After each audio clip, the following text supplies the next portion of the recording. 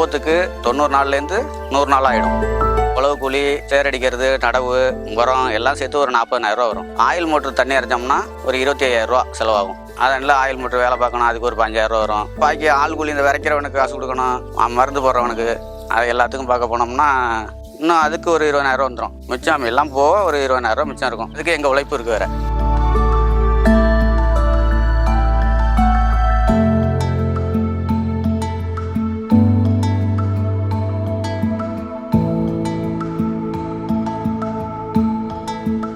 ஒவ்வொருத்தருக்கு எல்லாத்துக்கும் தொடர்ந்து பார்த்தாக்க நாங்கள் கஷ்டப்படுறோம். இந்த 3 மாதம் கஷ்டம் தான் போட்டோம்.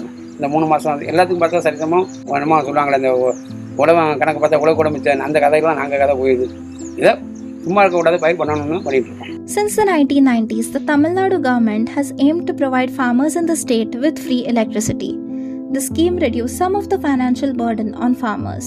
So far, over 23 lakh free electricity connections have been provided to farmers, including 1 lakh electricity connections in 2021 to 22 and 50,000 electricity connections in 2022 to 23. To achieve this mission, rupees 7,857.76 crore was dedicated to provide free electricity till 2022 to 23. This scheme will be continued in 2023 to 24 also. But the cost of keeping electricity free is adding up for the Tamil Nadu Generation and Distribution Corporation and the state government.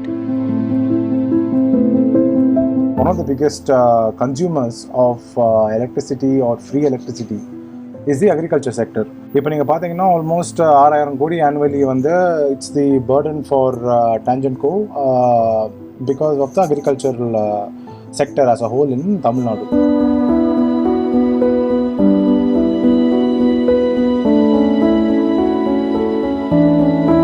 50% of the cost of supplying this free electricity they get from the state government. State government does not always pay on time on top of it, right? The rest of the other 50% they need to recover from other consumers, like industry, commercial consumers, where they charge a higher price. Now those industry and commercial consumers have now decided, hey, we are not doing this anymore. We produce our own renewable energy because we get it for half the price. So Tangent-Co loses the high-paying consumers, which they use to cross-subsidize agriculture, and they are losing. They make heavy financial losses because they are not able to subsidize it all. Free electricity is ஒரு particular subset of people கொடுத்தா it is fine, but எல்லாருக்கும் free electricity கொடுக்கிறதுன்றது it is a heavy burden for the utility. For example, இப்போ தான் I think there is some talks going on with respect to the ration card. இப்போ green card, white card இருக்கிற மாதிரி how do they include that free electricity component into that is happening because after the introduction of smart card and all that. So அந்த மாதிரி if they can segregate the electricity for the people who are in need, especially free electricity, it is good. It's a public sector undertaking. It's owned by the state, right? Now the state keeps on bailing out the distribution company every few years. So the money for bailing out is tax money. So it's basically your money, the farmer's money, it's tax money that is being used every few years to bail out a system that is very inefficient. So at the end of the day, you are paying for it, right? But you're paying differently, and you're paying the interest on the debts that have been accumulated. It costs much more. While the state struggles with growing debt, hundreds of thousands of farmers await their free electricity connection. And in the meantime, farmers struggle with increasing fuel and other expenses. Approximately 4 lakh applications for free electricity for agriculture are pending.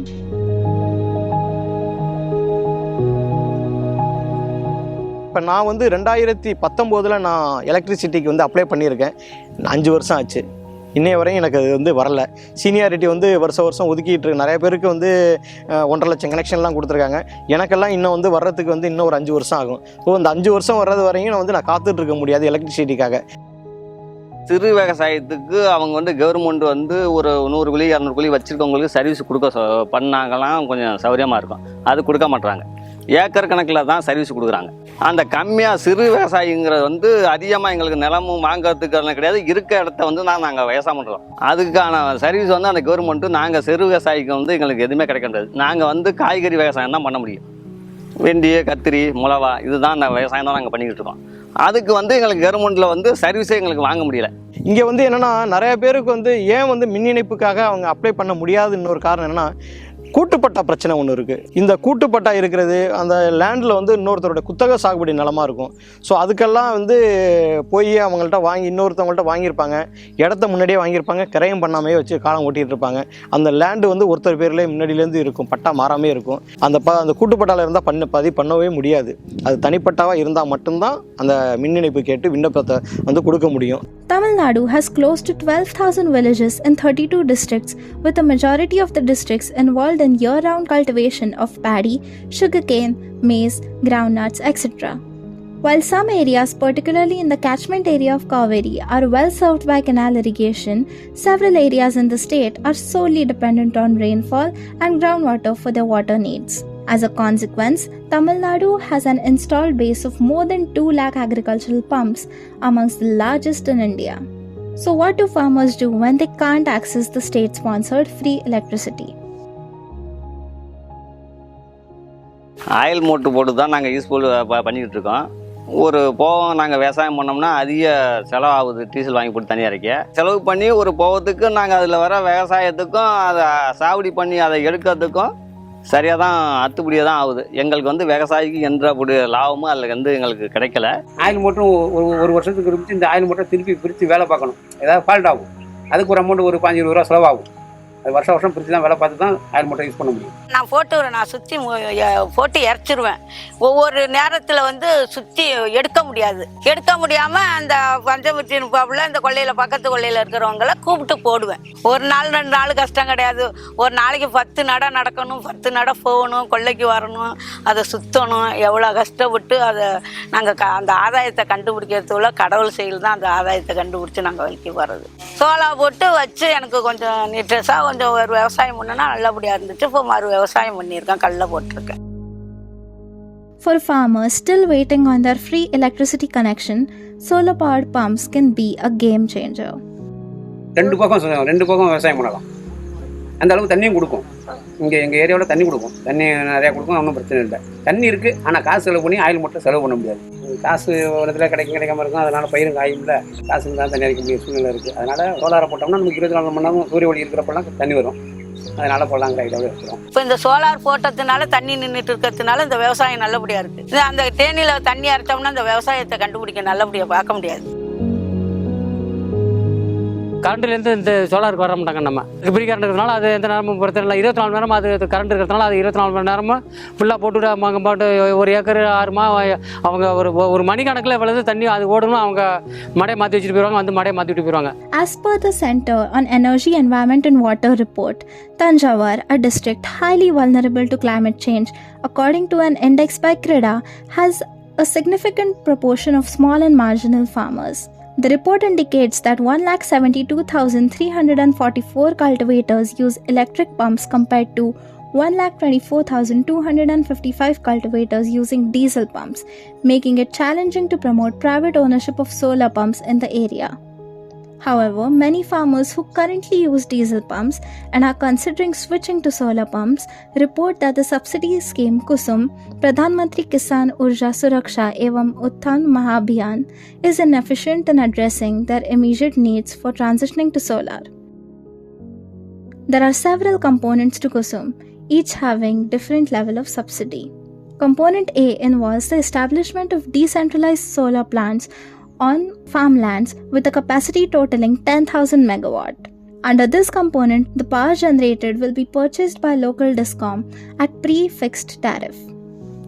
Component B entails the installation of 1.75 million standalone solar agricultural pumps.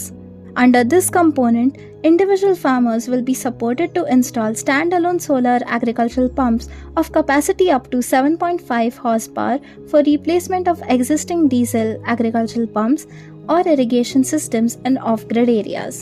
Component C focuses on the solarization of 1 million grid-connected agricultural pumps. Under this component, the farmer will be able to use generated solar power to meet the irrigation needs, and the excess solar power will be sold to DISCOM at pre-fixed tariff. It was started in 2018-2019. It had a very slow uptake during the pandemic, unfortunately. Now they have extended the period of KUSUM till 2026. Today, 4-5 years later, I think there is a reality check that none of the KUSUM schemes has really taken off. The one that maybe has seen most of the take or the installations is KUSUM B. So neither KUSUM A nor KUSUM C have seen a take on. கவர்மெண்ட்டும் உங்களுக்கு மானியம் கொடுக்குறாங்க. So மானியம் வந்து பார்த்தீங்கன்னா உங்களுக்கு மொத்தம் 70% மானியம் எங்களுக்கு கொடுக்குறாங்க. அதில் மத்திய அரசோட பங்கு வந்து 30%, மாநில அரசோட பங்கு வந்து 40%. ஸோ டோட்டலாக 70% வந்து அவங்க கொடுக்குறாங்க. ஸோ விவசாயிகளோட பங்களிப்பு வந்து 30%, டோட்டல் காஸ்ட் வரதில் வந்து 30% வந்து வரைக்கும் அவங்க பே பண்ணால் போதும். Unlike the subsidy of component B mentioned earlier, under component A and C of KUSUM, the grants of 30% each from the Ministry of New and Renewable Energy and the Government of Tamil Nadu will be provided, and the remaining 40% will be invested by the farmer. இந்த மாதிரி ஏதாவது ஒரு ஐயம் இருந்தால் அவங்க வந்து இந்த பக்கத்தில் இருக்கிற அக்ரிகல்ச்சர் இன்ஜினியரிங் டிபார்ட்மெண்ட்டை அப்ரோச் பண்ணாங்கன்னா இங்கே இதனோட பயன்பாடு அதனோட தெளிவுகளை வந்து புள்ளிவிவரத்தோடு சொல்லுவாங்க. ரொம்ப யூஸ்ஃபுல்லாகவும் இருக்கும். அவங்க வந்து அடாப்ட் பண்ணுறதுக்கு ரொம்ப ஈஸியாகவும் இருக்கும். அது டேரெக்டாக மானியத்துக்கு போனோம்னா இப்போக்கு கிடைக்காத, அது அப்ளை பண்ணி எப்படி இருந்தாலும் 1 வருஷம் ஆயிடுது. கரண்ட்டுக்கு எழுதி கொடுத்தா 2 வருஷம் ஆச்சு, இன்னும் வரல. அது எப்போ வரட்டும் தான். நாங்கள் இப்போ சொந்த காசை போட்டு தான் 70,000 செலவானுச்சு. என் ஃப்ரெண்டு தான் சொன்னான், இந்த மாதிரி சோலார் போட்டால் ஓரளவு ஓகே இருக்கும், பார்த்துக்கோமா அப்படின்னா. சரின்ட்டு போட்டோம். மானியத்தில் முன்னாடி இப்போ அக்ரிகல்ச்சர் மூலியமாக செய்யலான்னு சொன்னாங்க. அதை அப்படியே விட்டுட்டாங்க. மறுபடியும் அதை பற்றி என்னன்னு தெரியல. இப்போ நாங்களும் சொந்தமாக தான் பணம் போட்டு இப்போ எங்கள் நண்பர்லாம் பண்ணி வச்சுட்டாரு. சிறு குறு விவசாயி தான் நிறையா இருக்காங்க. சிறு விவசாயம் கிணறு நிறையா இருக்குது. அதனால இப்போ இந்த சோலாரை கவர்மெண்ட் அறிவிக்கிறாங்க. அறிவித்தாலும் நடைமுறைப்படுத்தி ஊக்கப்படுத்தணும்னா 70,000-80,000 ரூபா செலவு பண்ணுறதுக்கு ரொம்ப கஷ்டப்பட்டு விவசாயி ரொம்ப பண்ணுறாங்க. இந்த சோலாருக்கு முன்னுரிமை கொடுத்து சப்சிடி வழங்கிட்டாங்கன்னாக்கா இன்னும் மக்கள் நிறையா பயனடைஞ்சு நல்லபடியாக எல்லாமே அவங்க குடும்பத்தில் காவந்து பண்ணுறதுக்கு வசதியாக இருக்கும். As a philosophical principle, I think farmers should have 24/7 electricity supplied in any other citizen in the country. Right now, we treat farmers as a second-class citizen when it comes to electricity supply. So nowhere in the Electricity Act do we distinguish different classes of electricity consumers. They are all the same. But apart from that, a farmer is usually on an annual basis is either in debt or that's a reality because of various factors. So having less burden from another technology component like solar water pump is very crucial. I mean, again, I think everyone has the right to electricity access. The problem is again free electricity. So the main issue, and I can really sympathize with Tanjaku on that one. And you know, Tanjaku really is not in a financial healthy position right now. They have, at least last year, I think their outstanding debts was about 120 lakh crore, something like this. A huge number of outstanding debts. When this government came to power, it crossed the 1 lakh crore barrier. And this is not because of a particular party or any kind of... It is a cumulative accumulation of debt over the years because of freebies and subsidies that exists. I think a progressive government today would look at how do you reduce this debt that is currently a burden on the government as well as on the taxpayers. According to a government report, over 22 million grid-connected agricultural pumps in India consume around 213 billion units of electricity annually, accounting for 18% of total electricity usage. 11 major discoms contribute 95% of this consumption and provide over rupees 1 lakh crore as electricity subsidy for agriculture each year. The PM-KUSUM initiative aims to alleviate this burden by reducing the subsidy required from states for supplying electricity to agriculture. இப்போ நீங்கள் ஃபார்மர்ஸ்ன்னு பார்த்தீங்கன்னா they are the end beneficiaries of most of these subsidies, especially free electricity. How do you reduce that in such a way that also empowers them? அதுக்கு இந்த குசும்போட part 3 component it's very beneficial using agriculture feeders. ஒரு farmer 5 to 6 months தான் solar pump use பண்ணுறாரு அப்படின்னா then the remaining 6 months he can import the remaining electricity that is being generated by the panels back into the grid. 6 மாதம் solar எலக்ட்ரிசிட்டியை கிரிட்டுக்கு தராரு, அதில் வழியாக அவருக்கு ஒரு அமௌண்ட் வருதுன்னா that is a lot beneficial for them and their families. That will improve the livelihood of the rural economy in a far more better way than a subsidy and free electricity. And the surplus that would be exported to the grid would most likely not be sufficient for the farmer to recover his or her 40% investment. Tamil Nadu said, okay, it's very unlikely the farmer will invest into something that today he or she gets for free. We have someone else investing into it. This someone else will be compensated on every unit they produce. Yeah? So if farmer is out of the picture, the farmer will get additional benefits like this farmer incentive that I have mentioned. But there is no financial risk with the farmer. Financial risk is by a professional solar developer.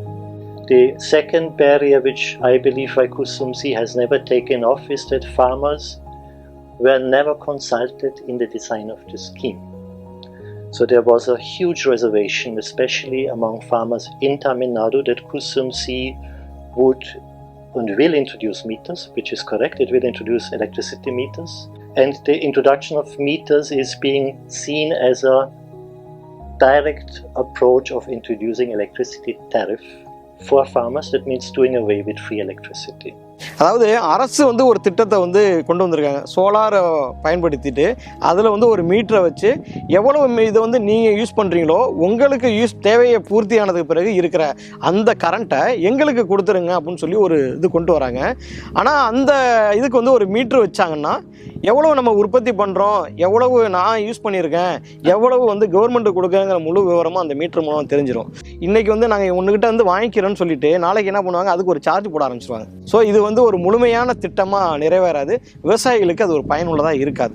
Hence, Tamil Nadu's design of KUSUM aimed to allow farmers to solarize their existing grid-connected agricultural pumps of capacity up to 7.5 horsepower. This model, I think, at least on the paper, looked very attractive because there was no financial risk for the farmer. So the farmer would have gotten paid for every kilowatt reduction of electricity and water consumption, and also to nudge the farmer to pump or to operate the pump when it was ideal for the utility, for example during peak solar generation hours. So financially the developer will get paid for every kilowatt hour that comes from the solar system, whether exported or consumed by the farmer. So what's the benefit for the government, you may ask, for the distribution company? Today Tanjeko, it costs them about 9 rupees to supply 1 kilowatt hour to the farmer. Now if they produce solar system on the farm produced by a third party, it will cost about 3, maybe 4 rupees. So straight away there is a difference of about 5 rupees. So it's a viable model because it's much cheaper to produce electricity on the farm than, let's say you have a coal power plant in Chennai, your farmer is somewhere in Erode, and you have to deliver it via transmission distribution network finally to the farm. I think why the scheme never took off in Tamil Nadu, actually the implementation never started. I think there was a perception within the decision makers that farmers would not accept it. Farmers are a large voter bank. So about 40% of the population in Tamil Nadu is either directly working in agriculture or is associated with agricultural activities. So you would lose 40% of your vote bank. So it was more a political than a technocratical decisions not to go ahead with KUSUM in Tamil Nadu. Electricity should not be made a political aspect going forward, considering the environmental aspects and the cost of generation and the loss and the burden it's to the utility as such. On comparing the state data with national data, it is evident that KUSUM in Tamil Nadu has not really taken off.